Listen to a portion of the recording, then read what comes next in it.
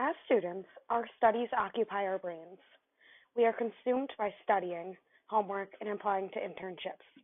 What if I told you that there were people living in this college town whose main concern was how they were going to buy their next meal or where they're going to sleep tonight? This group of people walks among us. They pass us on the street, some with torn clothing and plastic bags with belongings. Others cannot be distinguished from a local townie.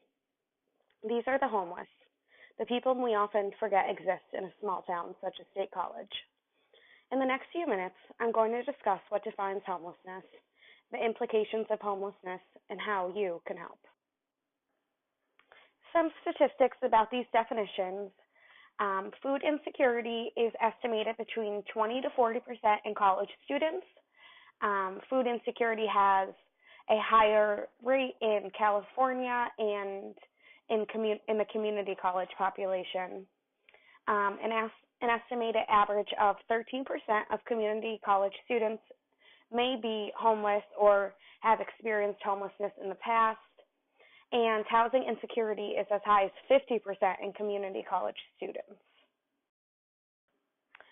There's a phenomenon known as hidden homeless, and this is the homeless population that are difficult to count. They often live in motels, automobiles, abandoned buildings. They may live with a variety of different friends and family for a short period of times, maybe hopping from couch to couch so that people don't catch on that they're homeless, and they may just think that they're between homes. They use the term between homes as an excuse a lot, but oftentimes they are part of the hidden homeless population. This accounts for a lot of the homeless population in the college community because it's easier to just hop from friend to friend and may fly under the radar that they are in fact homeless. There are many factors that may contribute to homelessness. Firstly, and what I think most people think of, is a poor economic situation. This may be from birth or from poor life choices or just a series, it could be a number of reasons. Previous foster children have a higher incidence of becoming homeless due to the way their system works. They are placed in a foster home until they're 18, and then it's almost like they're just let out to fend for themselves after that. Severe and extremely debilitating mental illness can also lead to homelessness. Schizophrenia and bipolar disorder are two of the biggest mental illnesses that lead to homelessness. These two disorders are easily treated, but this population often lack the resources to adequately treat them. Past or present physical, mental, and or sexual abuse can lead to homelessness and also substance abuse. Homelessness does lead to many health complications. Nutritional problems and food insecurities exist among the homeless population. Diseases such as tuberculosis, HIV and AIDS, and hepatitis are prevalent within the homeless population. These infectious diseases are passed between people, and the homeless population may partake in sexual exploitation, which can also lead to these diseases. The average age of death ranges from the low 40s to the mid 50s within the homeless population, which obviously is much lower than the national average. These health implications that we talked about often result from the lack of health care for the homeless population. They lack access to medicine and oftentimes don't have a primary care physician. They have an increased incidence of disease due to lack of shelter, resources to healthy foods, lack of continuation of care. They also lack the transportation to appointments. If they were to have these appointments, it's difficult for them to even get to them. Oftentimes, the only health care that the homeless population receives is via the emergency department. This is very expensive, and it's also ineffective because the people taking care of you do not know their patients that well. Unfortunately, the homeless population is a very easy target. They are often victims of crime, beatings, sexual assault. These take place oftentimes in the street or in the alleyway. People may see them as a really easy target to get away with frustration. They may sexually assault them because they know that nobody is looking after them, or they have nowhere to go for shelter to get away from them. There's a large stigma against the homeless population.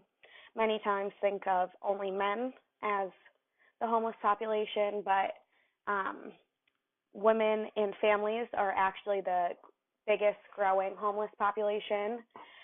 Certain social groups are seen as taking up more of the homeless population. Also, alcoholics tend to have the stigma that they are homeless, and also undocumented citizens suffer the same stigma as well. The fundamental attribute error could be applicable to the homeless population. This phenomenon says that if you did not know the individual, you would assume that they are homeless due to their own shortcomings, mistakes, laziness. So in short, you would judge them for being homeless.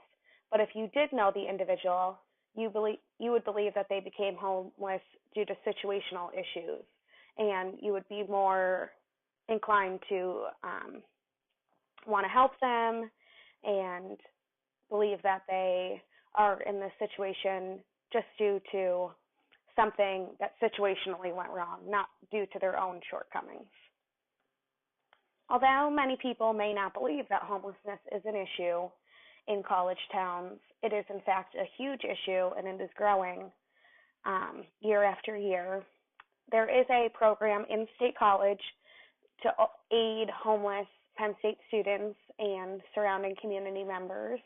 It is called Hearts for Homeless, and it is located underneath the Dunkin' Donuts right off campus.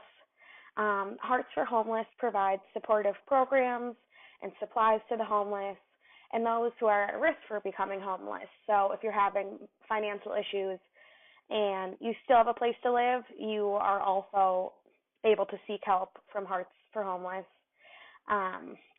They aid in job preparedness, since employment barriers and lack of financial resources may be prevalent for this population.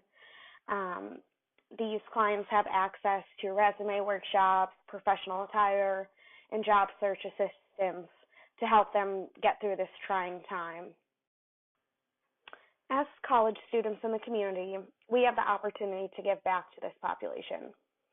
Students are urged to donate granola bars, dried fruits, candies, gum, any food products that are non-perishable are great. Cleaning supplies such as dish soap, window cleaner, and laundry soap are needed. Additionally, bus tokens can be donated to help the homeless population go to the grocery store, go to any job interviews, go to doctor's appointments, or seek any type of mental health care that they need. Tonight, more than 500,000 people will be sleeping outside in a shelter or in a transitional home. There are people who will never have a permanent home and will have to wonder where they will take their children to sleep next week. There are people who will face health disparities despite living in a developed country. There are people a few blocks away from us experiencing an issue so far removed from the minds of college students. If you have the chance to make a difference, to help just one person, why not take it?